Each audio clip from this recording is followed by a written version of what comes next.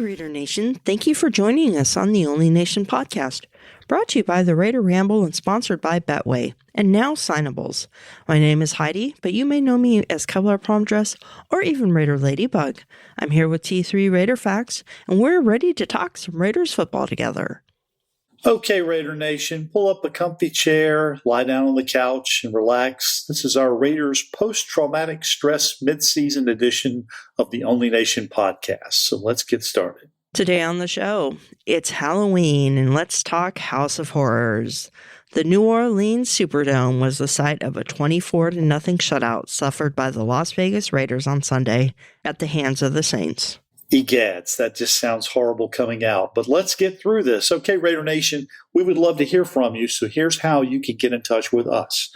Give us a call on the Only Nation podcast voicemail line at 904-701-8667.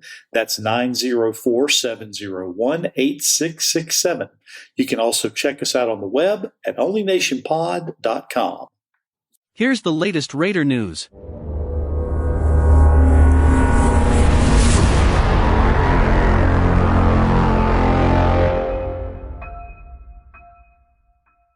The Raiders put up only 183 yards of total offense, the lowest total for any NFL team this season, and were shut out for the first time since 2014. I tell you what, I did not see this coming. A horrible performance all the way around by the offense. The offensive line, I probably would give them a D+. I don't think it was all on the offensive line, but Derek Carr got the yips like he often does. And Jack Del Rio said many years ago that sometimes Derek Carr feels pressure that's not there. I saw that in evidence, and he missed out on quite a few passes. The interception that he threw was a horrible pass. Again, this is not all on Derek. This is not all on the offensive line. But I will say this. This team has a lot of talent. It's got a lot of talent on the roster, but it's not a good team. I think that is a really good way of saying it. Very talented team, a lot of talent on the roster, but the team as a whole, it's just not there. Now, fortunately, I had strep throat, so I was out of my gourd and didn't watch the game. Now, I have since watched it and regretted it. But I can only imagine how bad I would have felt if I would have tried to watch it on Sunday as well, on top of how I was already feeling. But 183 yards of total offense. I mean, there are junior high varsity teams that get more yardage than that. I mean, that's ridiculous. I was laughing at the Broncos for the last couple of weeks, but after that offensive performance, I have to just kind of keep my mouth shut at least until after the Jacksonville game. Hopefully they can bust out of it and just call this a one-game funk. But how horrible was that? That's pretty far up there. But yeah, it was a pretty sad game. Davante Adams, who had been battling the flu during the week, only had one catch for 3 yards, and Hunter Renfrow only had one catch for 6 yards. Josh Jacobs had 43 rushing yards on 10 attempts, and the Raiders did not make it across midfield until the last drive of the game during the fourth quarter. I've been trying to think of an adjective to describe the performance overall, and the one I've come up with is abysmal. There is no reason why Davante Adams, who is your number one weapon, only has one catch for 3 yards. And that jet sweep that they attempted was not even – I don't even know what that was. If you're going to attempt a jet sweep, you at least give your guy some space to move. They handed him the ball, and basically the offensive line was in his lap by the time he got it. Hunter Renfrow had the one catch for 6 yards, but again, these are guys who've gotten paid, and these are guys who are relying on it, particularly with Darren Waller not in the lineup. You have to go to these guys. Josh Jacobs had 43 yards on 10 attempts. He could have had more, but the Saints defense knew that Josh Jacobs was going to get the ball, and they zeroed in and they game planned for that, and they shut it down. And once they shut it down, and threw the onus back on Derek Carr to make throws and beat them that way, he just couldn't do it. He has all the arm strength and arm talent in the world, but there are so many misses that he had. And again, we mentioned the interception already was just horrible, but you have got to get the ball to Davante Adams. You have got to get the ball to Hunter Renfrow. This has to change going forward. The Raiders are now sitting at 2-5, and they remain on the road, staying on the East Coast, before taking on the Jacksonville Jaguars, who are now 2-6 after losing to Denver. And I hope just by staying put and not making the travel that they can get used to the climbs in Florida and just focus on doing what they need to do. This is a good team to take out all your frustrations on. Jacksonville is not a good team. But then I would say by the same fact and by the same token that the Raiders are not a good team either. So they have to prove themselves. This is the week to do it. And they need to come out in a big way. They can't win the game just by a little. They have to win this game by a lot. And they're very capable of doing it. It's just a matter of them putting it together and doing it. Okay. So where do we go from here? What are our general expectations for the rest of the season? Heidi, why don't you go first with this? Okay. Well, you ask, where do we go from here? Well, I think it's pretty obvious. We gather everyone together, put them on a ship, blast off, and nuke the place from orbit. It's the only way to be sure. Okay. I get your sentiment. I get it. And a lot of Raider Nation, I think, is right there with you. Well, I can tell you I am not thinking playoffs anymore. I think we're probably in agreement on that. But let me remind everyone that after the whole John Gruden blow-up last season, Derek Carr came out more relaxed and he seemed more control of the offense. Now, I don't know whether it was a change in the offensive philosophy or if they just gave Derek the keys and said, okay, now run with it. But I'd like to see that happen against Jacksonville and see this offense explode. Now, if that happens, I know that there are some members of Raider Nation who would say that this team is right back in the playoff mix, but I'm not going to go there. I view this as a week to build. Now, if the Raiders win and move their record to 3-5, I would turn around and do the same thing with the next game against another team that I think the Raiders should beat, and that would be the Colts. Okay. I'm good with that. And it's not that the Raiders are not capable of winning these games. There is a very winnable schedule coming up for them. And they really can turn it around. It's just a matter of them actually doing it. And they're capable of it. The question is, in my mind, is the coaching capable of it? The players, no doubt, they can do it. The coaching, that's another question I have. And I don't know about that. And I don't either.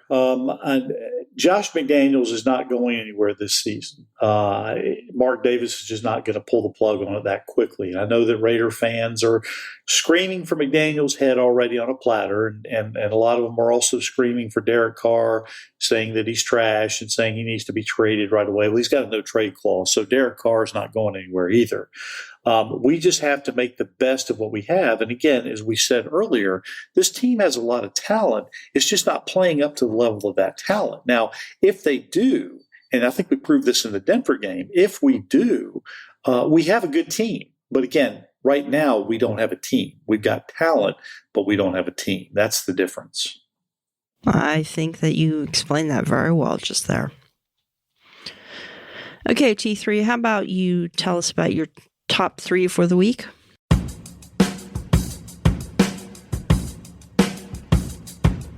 T3's top 3. All right. So here is this week's top 3. Number 1, Davante Adams seemed weakened by the flu, which he'd been battling all week. He really was not a part of the offense this past week. But this is where the offensive game planning has to kick in and start taking advantage of the matchups that are there. And some of the matchups were definitely there. It's almost like the alarm clock went off and no one chose to shut it off. Now, on Sunday against Jacksonville, someone needs to step up and make that change.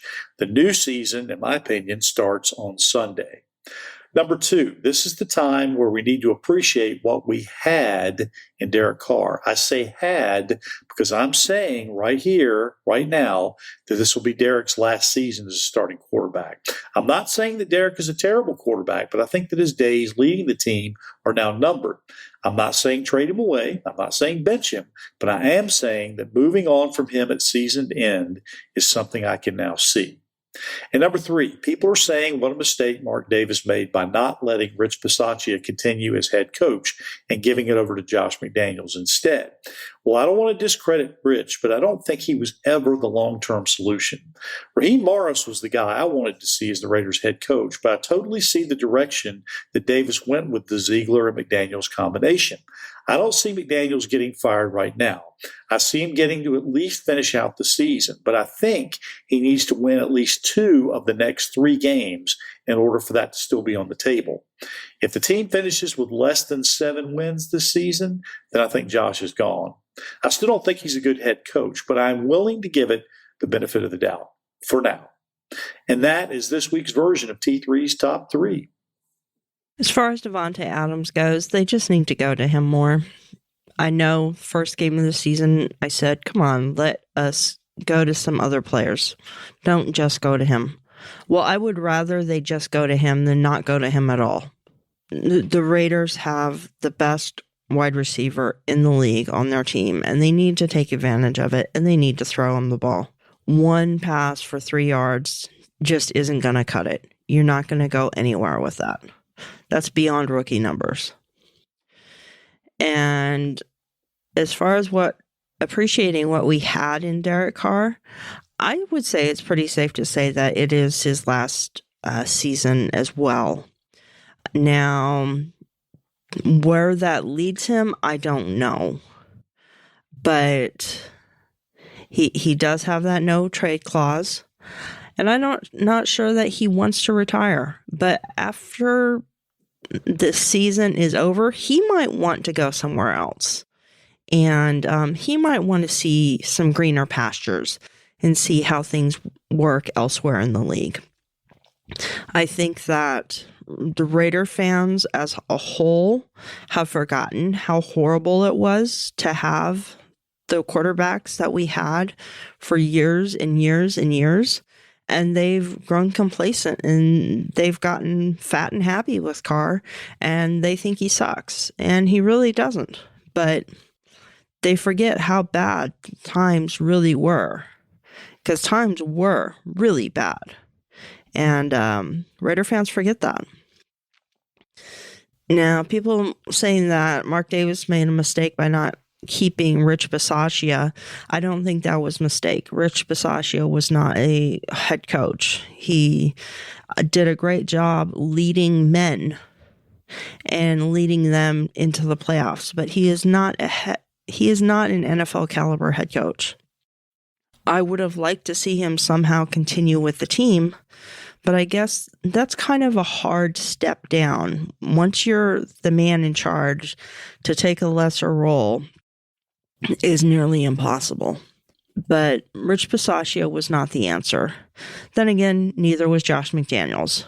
I did not want Josh McDaniels from the start, and now I still really don't want Josh McDaniels. I can hardly wait till he's gone. Unfortunately, I know that he has to be given a little bit of time to try to get some victories under his belt, so that might take a while, and it might make us suffer for a while. I don't like it, but that's just the way it is. I will make this comment. As I was watching his body language on the sidelines, it reminded me very much of the same body language he had back in 2010 when he was on the sidelines in Denver and the Raiders were beating the Broncos 59-14. Well, that's because he's a loser. Yeah, I'm not sure that he's got head coach in his blood. There's a difference between being a good play caller. There's a difference between being a good offensive coordinator. And I'll go this one step further. In the process of putting together all the Raider Roots episodes, I'll go back to Norv Turner. I like Norv Turner a lot. And I saw what Al Davis did when he selected him to take over for Bill Callahan. But Norv Turner was not a good head coach. Now, the difference is that the players loved playing for North Turner. They really loved him, and they hated to see him go. I don't think that will be the same result if Josh McDaniels leaves. I don't think you're going to see a lot of Raiders players trying to defend him if that happens to be the case. I don't think so either. I think we will see dancing in the street. Dancing in the street. Woohoo! I'm glad you're feeling better there. I'm hanging in there. I'm hanging in there for this recording. And then I'm heading back to bed. Well, I hope that we give you a nice big win against Jacksonville to make you feel even better. I hope so too. That would be lovely. All right, give us a call at 904-701-8667. Leave us a voicemail or text message at that number, or send in a message via social media, and we'll share your thoughts. What's up with Raider Roots this week, T3? All right, next up on Raider Roots is the 2008 season. Darren McFadden comes in as the first-round pick. Lane Kiffin gets the pink slip, and Tom Cable takes over the team as head coach. It wasn't a great season, but it is one that showed promise at the very end. And stay tuned, everyone. Our contest is wrapping up, and we will be having a winner announced for you next week. So hopefully you got all your entries in. There's only a few hours left by the time this show airs. The contest will be over, so hopefully you all were able to enter to win your free signable from Davante Adams. And if you didn't make it in time, sign up anyway. We've got more things coming down the pipe. So make sure you get your name in. We'll send you some free Raiders swag, get you a couple of stickers in there, make you part of our podcast family. So that's what we're looking for. If you didn't get your name in on time this week, make sure you get it in anyway. We've got more things coming. All right, G3, why don't we find out what we do or we don't know?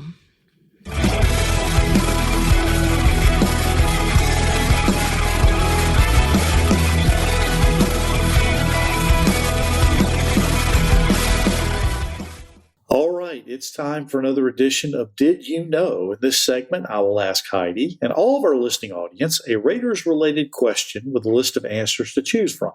It's multiple choice, so just give it your best guess. All right, Heidi, you're on a little bit of a win streak here, so here's this week's question. Who had the longest punt in Raiders history? Was it A, Wayne Crow? Was it B, Ray Guy? Or was it C, Shane Leckler? And I gave you a hint. The team record is 80 yards, 80-yard punt. Oh, God.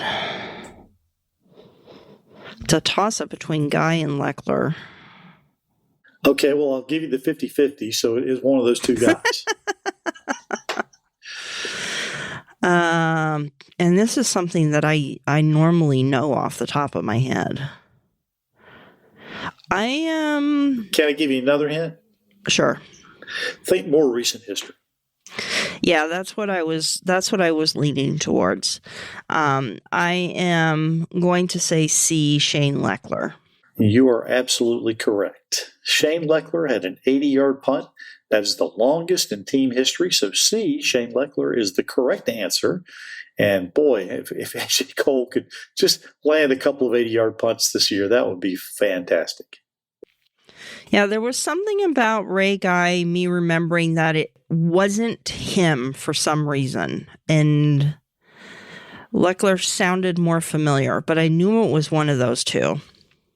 He was the master of the hang time, and of course, he didn't get very many returns. But yeah, Leckler had the booming leg. I mean, not to say that Ray Guy didn't, but distance was Shane Leckler's thing. Yeah.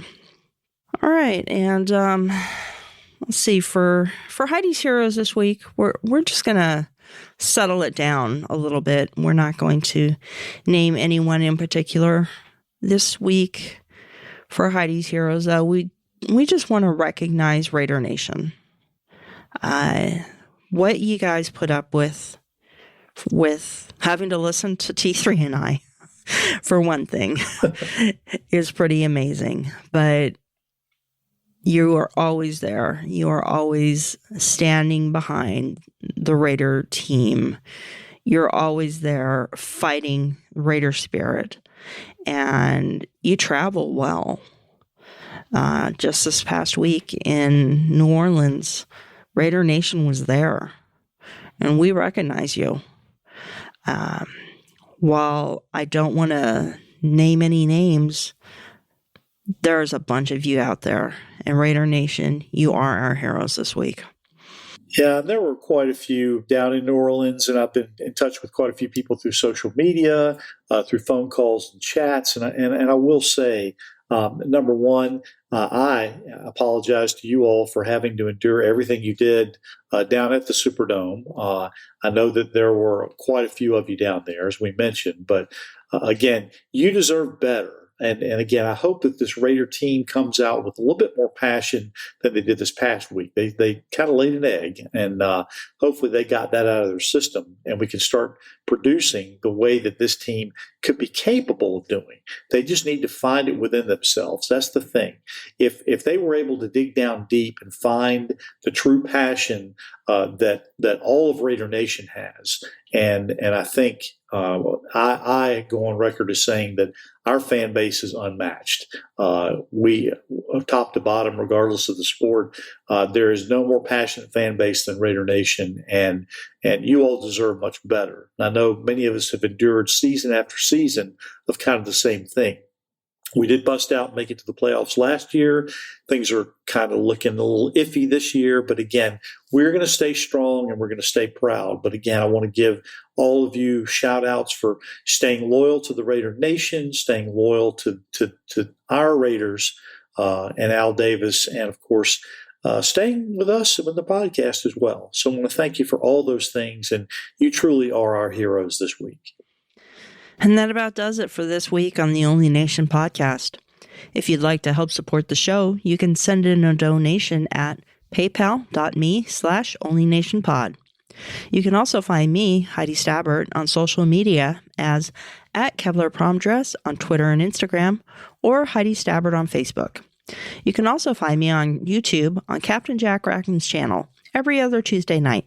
I join the DC wench Peggy Holmes and Angria Trask on Silver and Black Ladies Night.